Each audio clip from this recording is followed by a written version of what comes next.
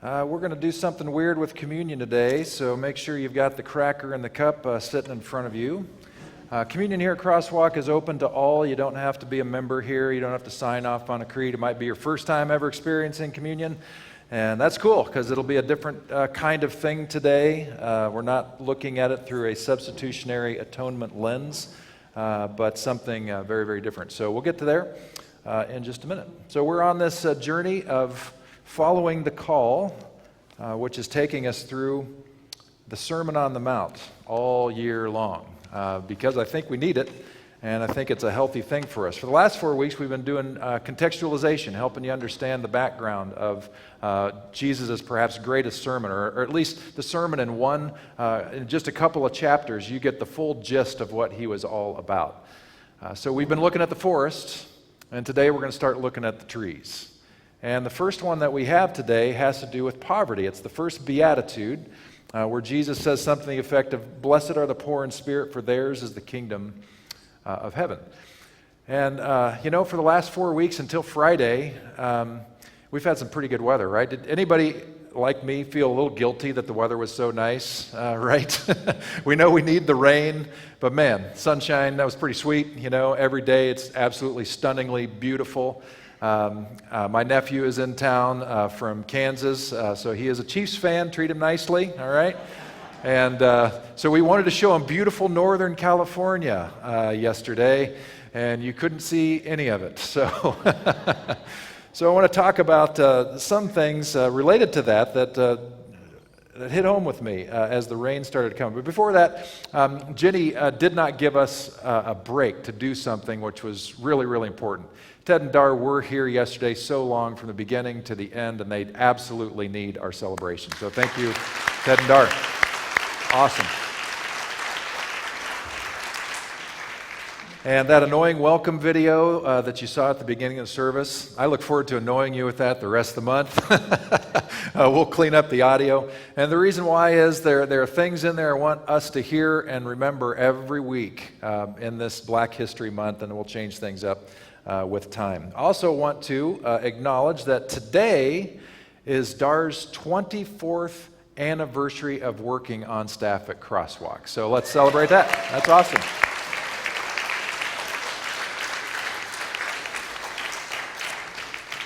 When Dar started doing administrative assistant kind of work, she had just come off some training stuff as she was going through disability stuff from her previous career.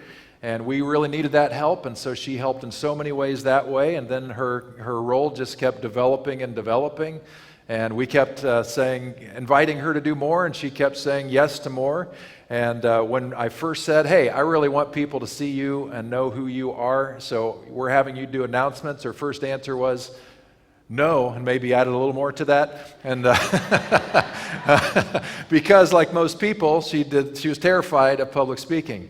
And now she's just so developed into that role and so comfortable on stage. The Dar you see on stage is the real Dar, and that's what we shoot for. So grateful for that. And I got to let you know, Crosswalk is really well known in Napa for doing a lot to serve the community through recovery community, through evacuation, sheltering, through being the home of multiple teams in our gym, and the list goes on and on and on. It's wonderful.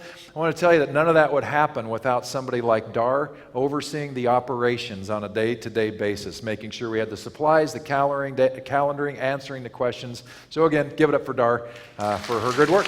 She's a big part of our success. Okay. So as the weather turned and it got chilly, all right, let me just back this up a second. So I grew up in Kansas, in the Midwest, Kansas and Michigan.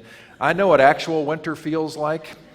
And yesterday we're walking around the city, and Lynn is shivering, in the terrible coldness of 52 degrees, and saying to my nephew, "Oh, it's freezing out here."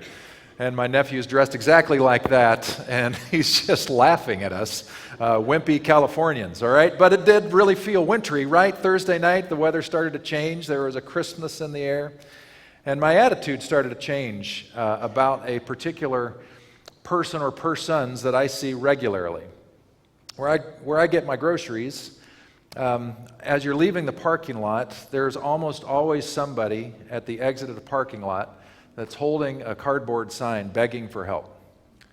And the persons are familiar. They rotate, so somehow they're organized and know each other and know whose turn it is to have this probably a very ideal location as you're waiting for cars to go.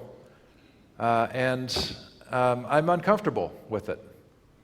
And I wonder if sometimes you are too.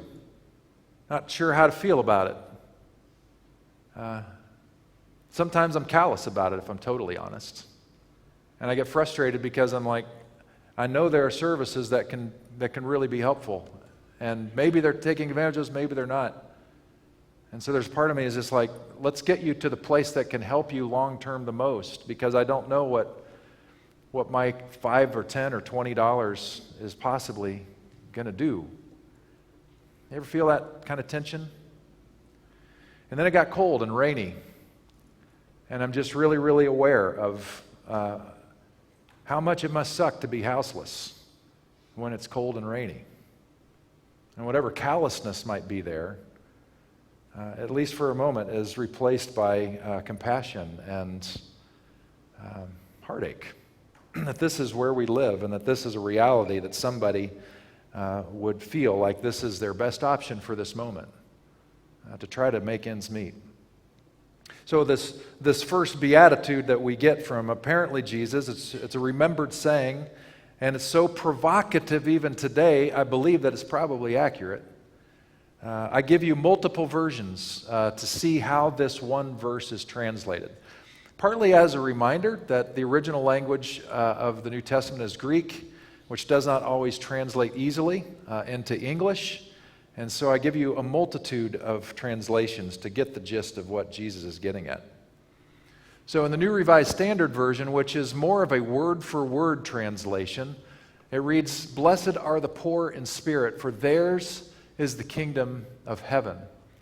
In the New Living Translation, this is a thought-for-thought translation approach. So they don't care so much about the word for word, but they want to get the general idea in the right order in today's language. And so those editors said it like this: God blesses those who are poor and realize their need for Him, for the kingdom of heaven is theirs. The Contemporary English Bible, which is a newer translation, says, happy are people who are hopeless because the kingdom of heaven is theirs. And I want to remind you that in Greek, that word happy is not the way we think of happy. Happy for us is, are we having a good time? Is everybody happy today? Is everybody happy with who's playing in the Super Bowl next week? 2 of us are, 3 of us are perhaps. We think of happy as kind of a fleeting thing. I might be happy right now, but I'm not going to be too happy in a few moments. But happy in Greek was more closely associated with what we might call deep joy, something that resides, that's deeper than happiness. I may not be happy, and yet I am joyful, unwaveringly joyful. You know the difference?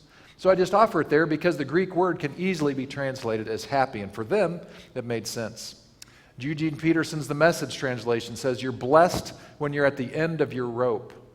With less of you, there is more of God and God's rule." And then finally, I give you a super clunky translation called the Amplified Classic Version. Now, the Amplified version of the Bible, what they do is when they come across a particular word that they know doesn't translate well in English, they stop and in parenthesis try to give us an idea of what that one word was communicating. So the Amplified version says, blessed, and then it stops. Blessed meaning happy, to be envied, and spiritually prosperous, with life joy and satisfaction in God's favor and salvation, regardless of their outward conditions. That's what blessed means. Blessed are the poor in spirit, the humble, who rate themselves insignificant, for theirs is the kingdom of heaven. And so I bring back this poverty tension that I'm calling it, that somehow people are blessed amidst the suck. And I wonder how blessed people feel as they're begging outside of Safeway today. I wonder how blessed the young mother, who's, I'm guessing, late 20s, who brings with her her 3 young daughters, maybe 5 years old, maybe 3 years old, and maybe 2 years old, somewhere in there. I wonder if she would hear this word from the gospel. If I pulled out of the parking lot and rolled down my window and just said, hey, just want you to know, Jesus said, blessed are the poor. Have a nice day. I wonder how blessed she would feel. It's a super tension in our culture and in our time. How do we live with it? How do we deal with it? Well, Monica Hellwig, who is known as the People's Theologian, she died a number of years ago, but Philip Yancey, in his essay, had some things to say about the quote-unquote advantages of the poor. Philip Yancey, by the way, he was an author that was very popular in the 80s and 90s. He wrote a bestseller called What's So Amazing About Grace. Highly recommend it. It's an excellent book. It will blow your mind about how we understand and think about grace even today, even though it's 40 years old, maybe not quite that old. And to boot, Philip Yancey he kind of looks like Bob Ross with the cool hair. So extra points. He's a cool looking cat. All right, so the People's Theologian, Monica Hellwig, offers some ideas about the advantages of being poor. So she writes, the poor know they are in urgent need of help. The poor not only know their dependence on God and on powerful people, but also their interdependence with one another. The poor rest their security not on things, but on people. The poor have no exaggerated sense of their own importance, no exaggerated need of privacy. The poor expect little from competition and much from cooperation. The poor can distinguish between necessities and luxuries. The poor can wait because they have acquired a kind of dogged patience born of acknowledged dependence. The fears of the poor are more realistic and less exaggerated because they already know that one can survive great suffering and want. When the poor have the gospel preached to them, it sounds like good news and not like a threat or a scolding. The poor can respond to the call of the gospel with a certain abandonment and uncomplicated totality because they have so little to lose and are ready for anything.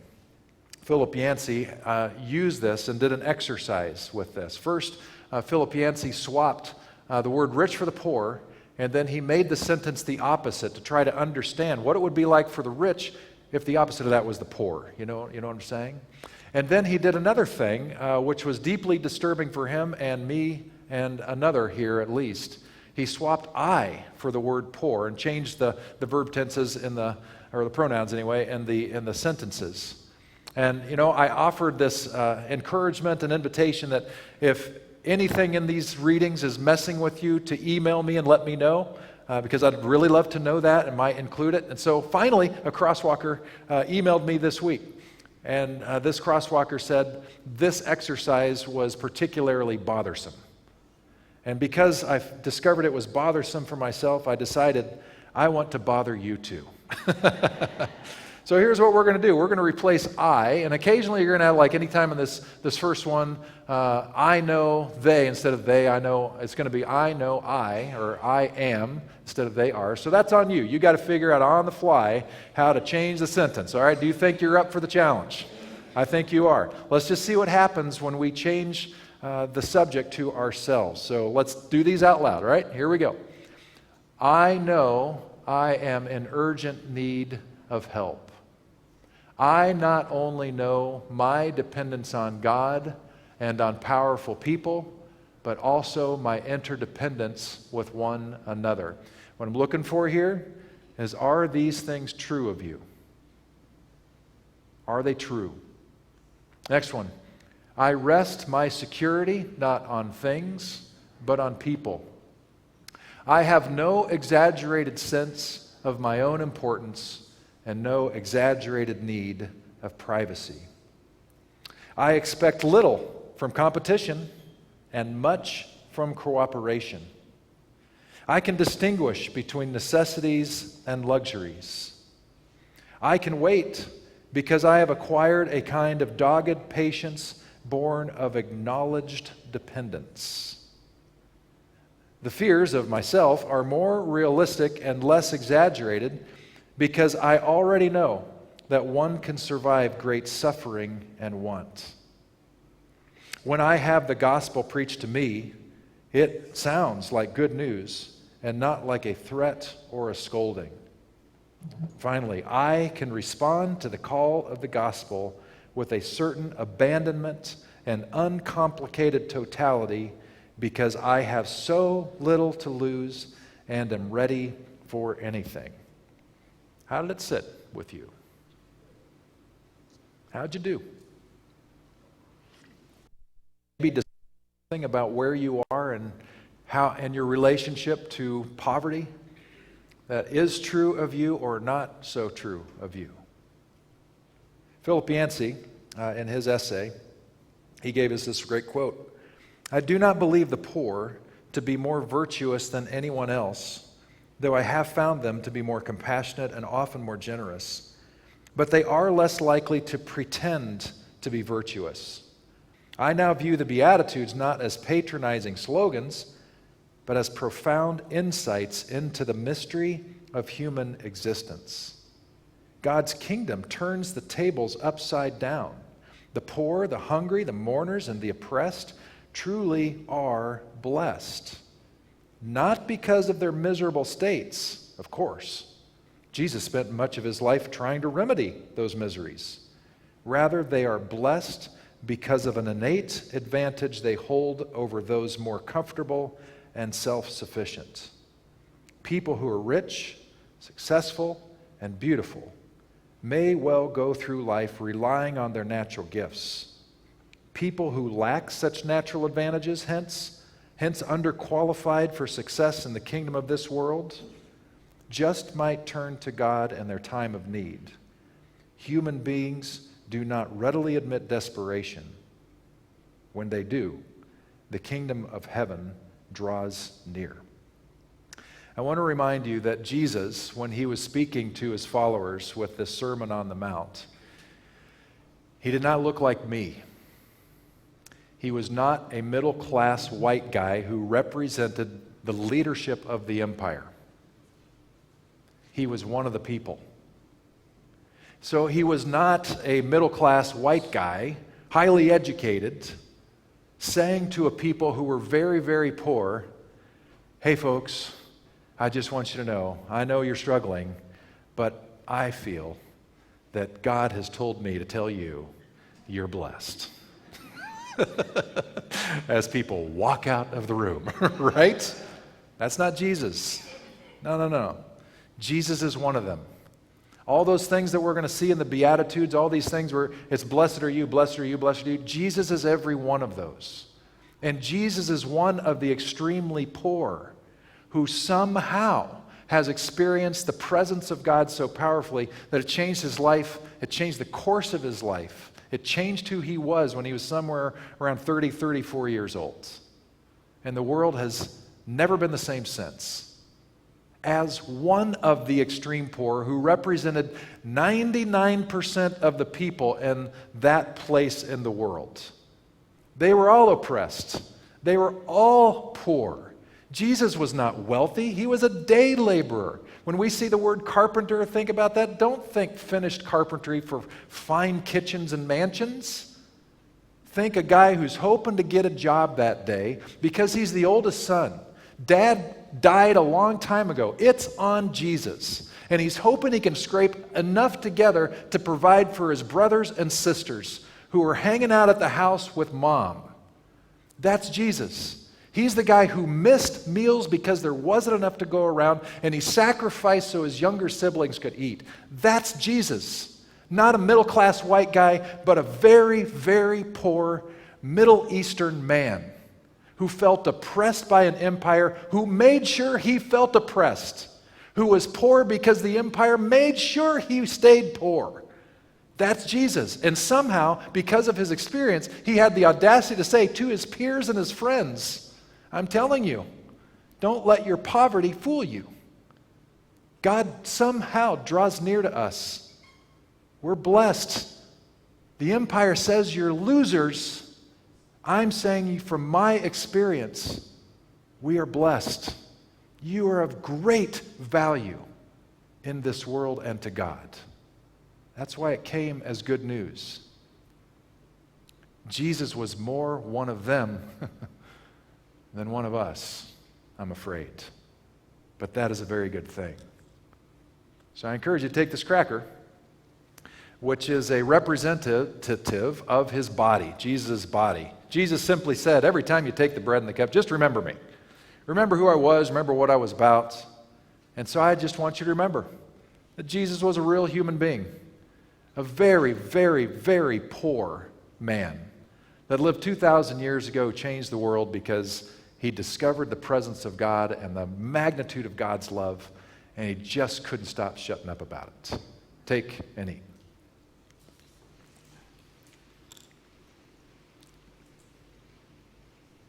So what do?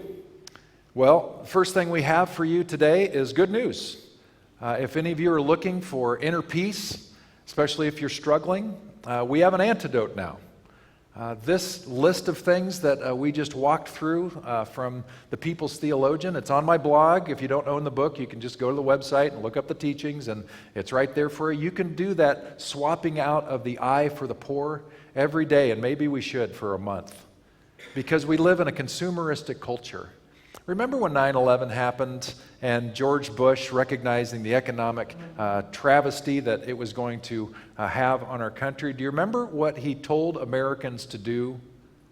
Go out and buy stuff, because our country is run on buying stuff. Next week you are going to see some, I'm guessing, pretty fantastic commercials. And they'd better be fantastic, because a 30-minute slot costs $7 million. They know it's worth it, because tens of millions of people are going to be watching, some just for the commercials, and they want to sell you something. Somehow they want to tell you that whatever you have right now sucks and you need their new product. Whatever you're eating for breakfast, that's terrible. You need the Kelsey mix, right? That's what they're after. We are bombarded all the time with, you're not enough, unless you get this, you wear this, you're listening to this, you're watching this. We need some kind of antidote to that, and changing out these words with the poor with I just might help us stay grounded. It might help us be a little bit more like Warren Buffett, one of the richest men in the world, who has stayed fairly grounded even though he has his billions, still living in the same house in Omaha that he bought before he was wildly successful, pledging to give away most of his billions of dollars to charity and good things. Much different than other billionaires who seem to be more about themselves and lavish luxury.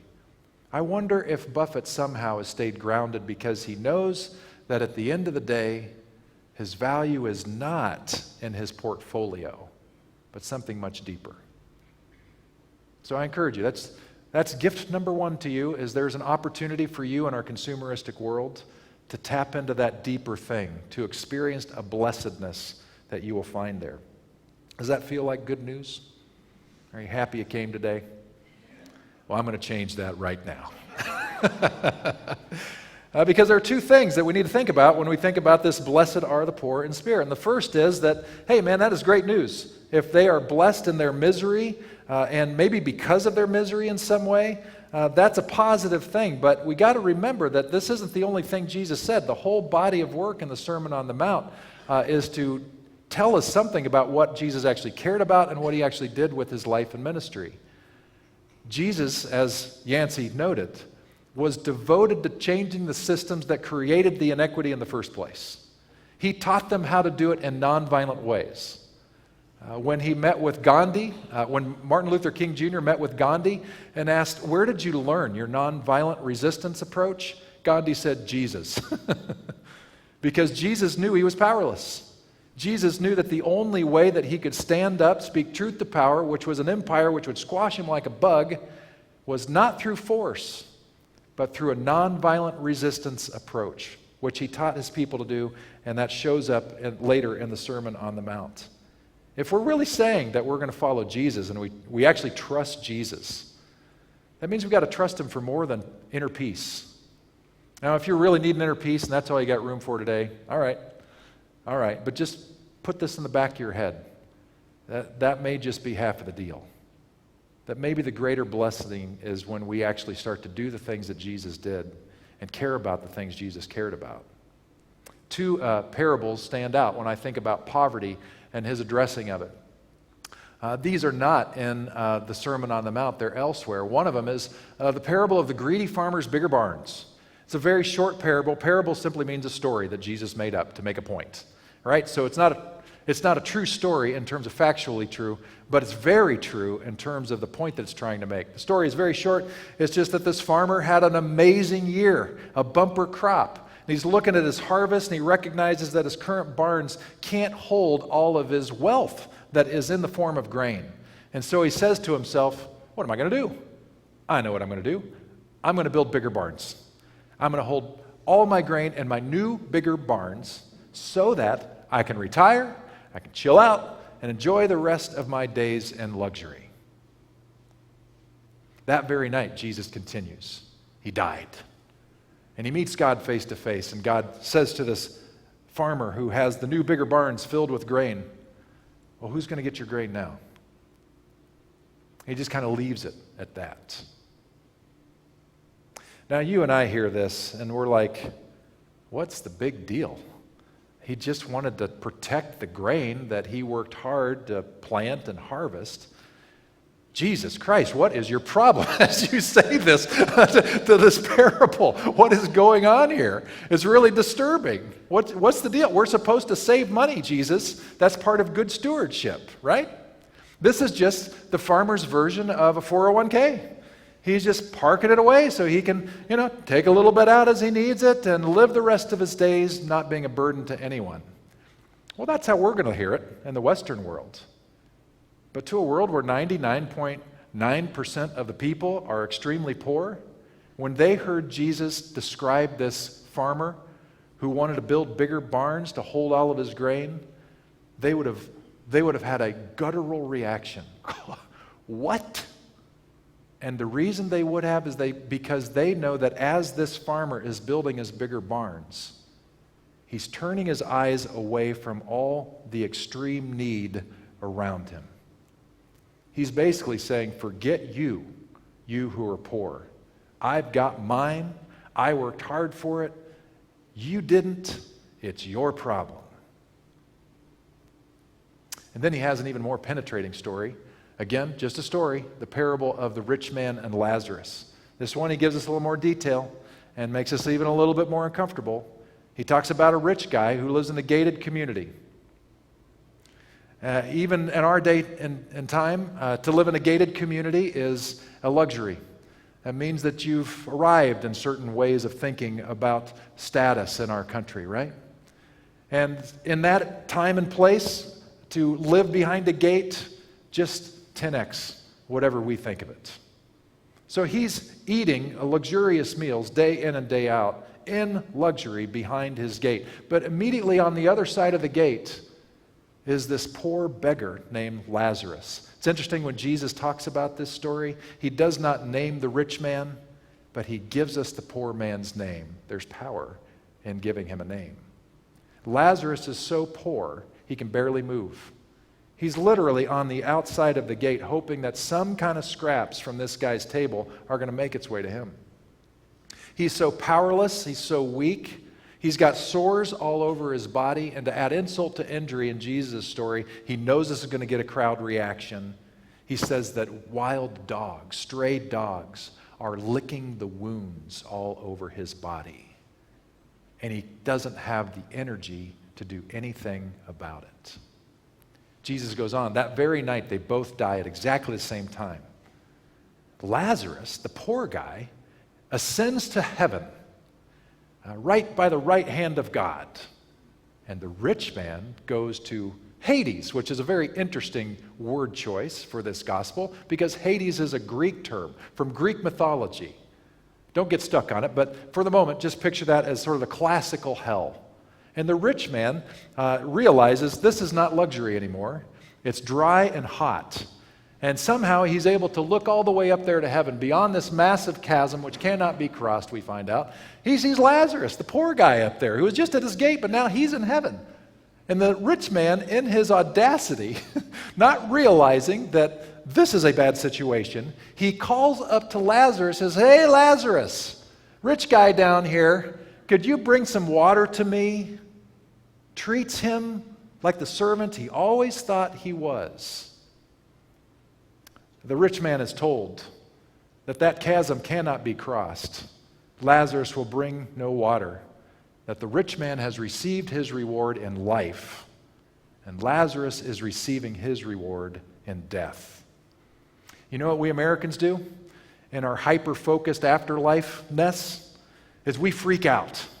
We look at Jesus' parable and says, oh my God, oh my God, oh my God, there's a hell, there's a hell, there's a hell, and I don't want to go there. We focus so much on who gets to heaven, who gets to hell. How do I make sure I go to heaven and don't go to hell? And we miss the point of the story entirely. Because the point of the story is, you got a guy with a ton of money who didn't give a rip about the guy right outside of his gate. Jesus cares about the poor. When he says, blessed are the poor, it's not an excuse for us to go on our merry way and think, oh, good deal. Jesus gave us the pass so we don't have to worry about such things anymore. He goes on to give story after story, give illustration after illustration about how we need to care for those around us. And today, it's the poor. Well, what do we do with this? How do we go forward with this? I think there are a range of things that we can do, and that's how I want to make you a little uncomfortable. Part of it has to do with learning, so I want to burden you with information today, just briefly. And then it comes down to what are we going to actually do with our lives that might actually make a difference. So a number of graphs for you, and you'll kind of get the idea from the picture. These are all listed on my blog today. There's a hyperlink, so go study them deeply because they're very interesting. The first one has to do with distribution of family wealth. In 1963. In 1963, the wealthiest 1%, way at the far right where the graph is kind of going up, they had 36 times the wealth of people right in the middle. Not the poorest, but right in the middle. By the way, that number of 36 is even high today in Europe. It's closer to 25% in European nations. It was even higher back in 1963 in the United States. That's the wealth gap that sometimes you hear about. Well, that was 1963. 60 years later, I wonder what it looks like. It looks like this in 2022. Now, instead of 36 times the wealth, for the wealthiest to the person right in the middle, the wealthiest have 71 times the wealth of the people in the middle. That may not bother you all that much. You might think, hey, rising tide lifts all ships, and that's kind of true. But hear what that tide looks like when it rises for people, but in an unequal way. So to look at that time and how things have changed, for the poorest among us, that means that they went from a debt of $23 to now they have a fortune, after all this time, of $450. You go up a rung into what they're saying are the middle class, and they've moved from $50,000 in wealth over this time period to $200,000. So that's been a fourfold increase. The wealthy, not the super wealthy, but the wealthy, have moved from $300,000 in wealth to $2 million in wealth. And the richest among us, the 1%, have moved from $2 million in wealth to $14 million in wealth. That's why we get the graph that looks like this. This is what it looked like, kind of, in the Gilded Age, in the late 1800s in the United States, which eventually led to a major crash and correction that we know happened in 1929. There's a problem when the imbalance gets that big. Unfortunately, the problem doesn't just end there. It's not just about wealth, but it also affects race, is affected by race and ethnicity. So this is the average family wealth by race and ethnicity from 1963 to 2022. And it doesn't take much of a study to recognize that there's a little difference here. That blue line is Caucasian, people who look like me. The red line is Hispanics, and the gold line is Black Americans. Quite a disparity. There's one little period up there that if you read more carefully in the study, it just says Asian. And what that means is that there are enough extremely wealthy Asians that they make up for the less fortunate Asians. So they said much more information needs to be shared. So don't go so far with that one just yet, but just see and experience what this is showing you. There is a difference in wealth. And then if we go to a median family wealth, then you see the same thing just represented in a different way. Now we're talking about dollar amounts in wealth. So in 1965, looks like somewhere around $70,000, and now the median wealth in 2022 for white people looks like about $290,000. But look how little it's shifted for Hispanics and blacks in our country. This is just information. This is just data. I'm not trying to make you feel uncomfortable. I'm just trying to inform you. This is the average family wealth among people born between 1963 and 2022. Or, I'm sorry, 1943 and 51. So what happened as they aged? And again, all I'm wanting to show you is anytime you hear that there's inequity in our country, this is what we're talking about. It's real. And it falls along lines of race and ethnicity. We keep taking a look. Now we talk about home ownership. Home ownership was part of the American dream. It's a way you build generational wealth. My grandparents owned their homes. When they sold those homes, that wealth transferred to my parents, who also owned their homes. When our parents pass away, there will be wealth that comes on our direction so we can continue the ball rolling on down the generational line. Home ownership is a huge part of that. And so you can see here in terms of how many people own homes and how that has also increased with whites. There is some increase with people of color, but it's not at the same rate. And we would wonder, why is that? And we don't have to wonder because we already know the information on that in our country's history. We know that redlining was and remains a real phenomenon, where somebody who looks like me, if I walk hand in hand with JT and we go in the same day for the same amount of money for the same loan, we're going to have different experiences. I'm going to get more money and a better rate in a higher valued neighborhood than my friend JT, simply because the color of his skin. That's a problem. That's been a problem here in Napa. We know it's still with us today. We know it's been with us for a while. Interesting, the racial breakdown. As I was doing this research and stuff, Google gave me a question to ask. What is the most, or by population percentage, which California county has the most African Americans? And so I was thinking about that before I looked at the answer, and I was thinking, well, maybe around Oakland or closer to an urban environment, maybe that's it, maybe LA, but LA is a massive county, so I'm not quite sure about that. Solano County. Solano County boasts 14.6% African American population. Solano County is, if you're not familiar with that, that's where you are when you drive south out of American Canyon. You are in Solano County. 14.6%. Napa County's black population, 0.8%. Obviously, it's because African Americans don't want to live in the beautiful Napa Valley. And then I did the math on that, and I thought, honestly, I've been in Napa 25 years. And I thought to myself, 0.8%, what is that? How many people is that? Turns out to be roughly 620 people.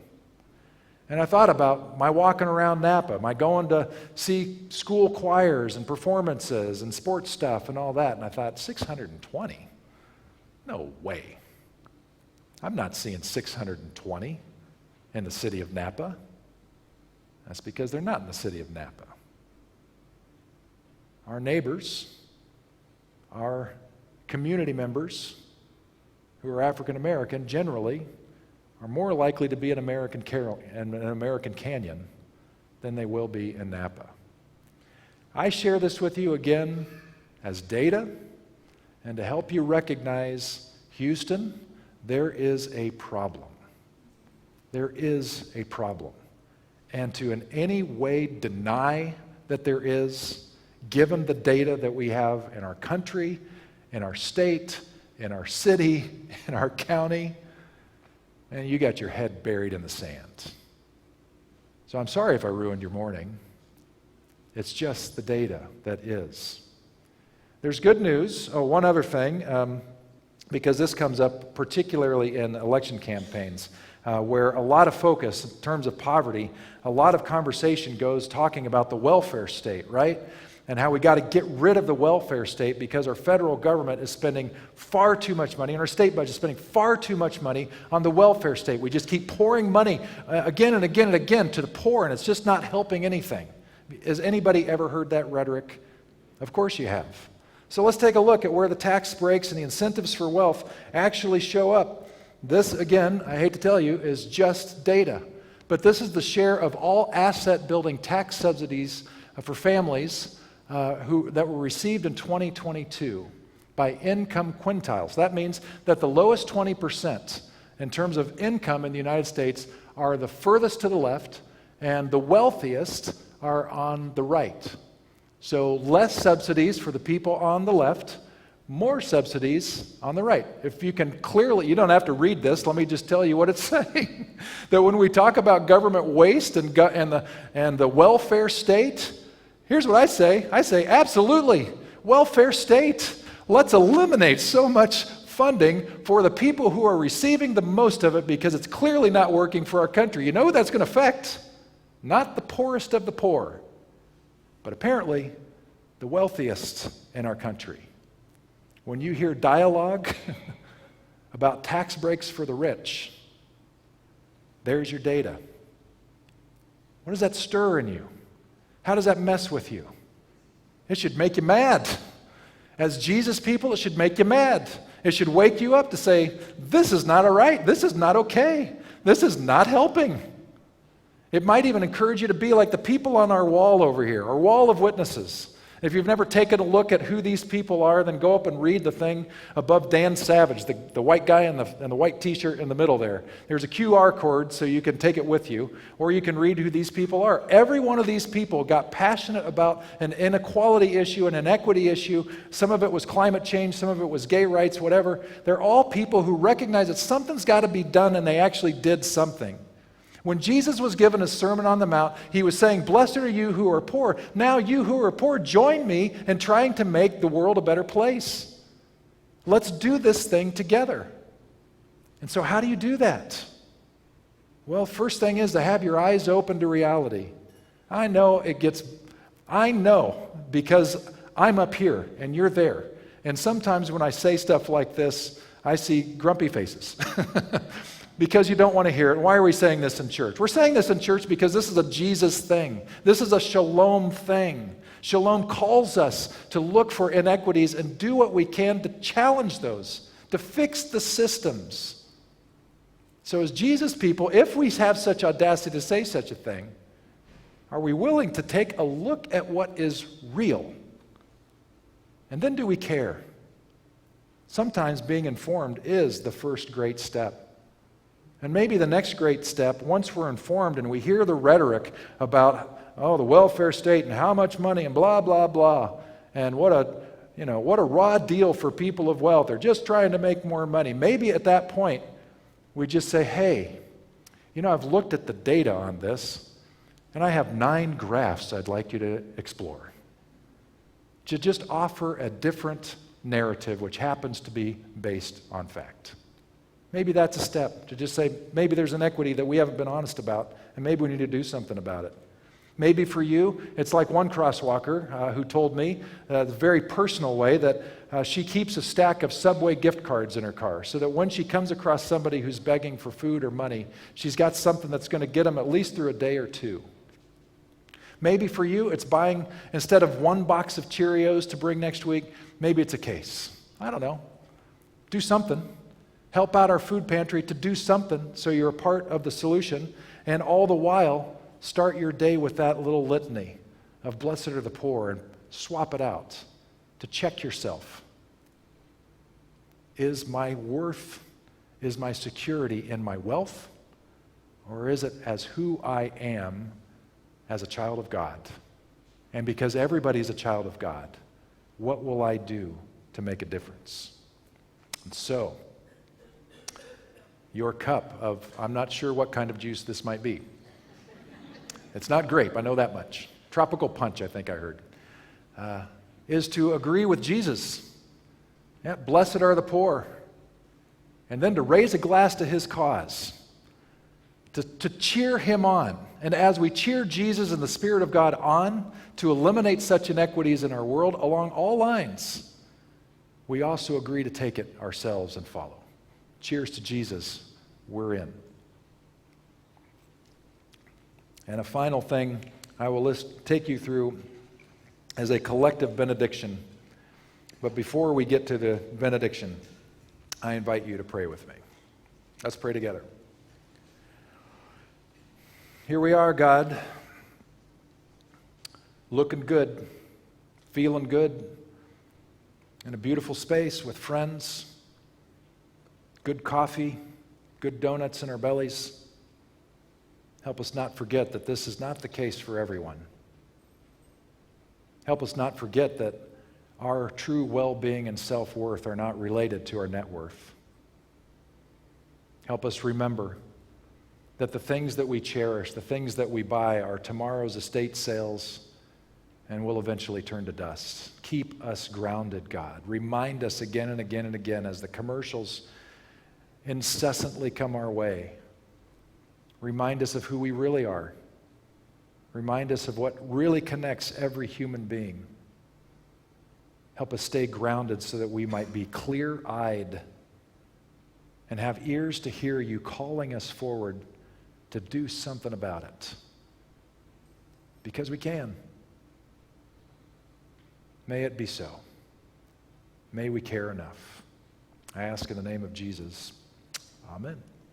I invite you to say this benediction out loud with me. Let's do it together. May we get over ourselves. May we give a rip beyond me, myself, and I. May we remember that our stuff will be tomorrow's estate sale and eventually dust. May we learn to share better. May we care enough to stand up for shalom. May we focus, correct our vision toward mercy.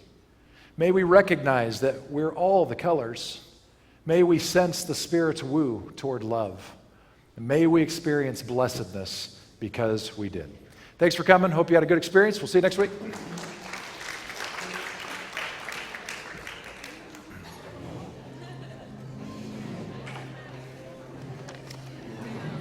How are